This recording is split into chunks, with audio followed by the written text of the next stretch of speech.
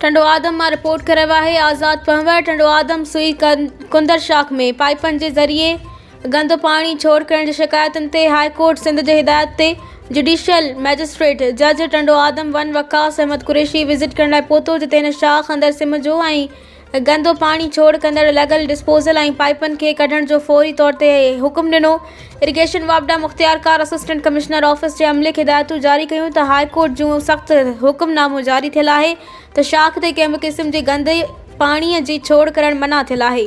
का बि कार्रवाई बर्दाश्त न कई वेंदी। लाॻापियल इदारनि जे ऑफिसरनि रिपोर्ट पेश कई। समूरा पाइप बंदि करे कढिया विया आहिनि। बिजली जा ट्रांसफॉर्मर ऐं तारूं पिणु हटायूं वियूं आहिनि।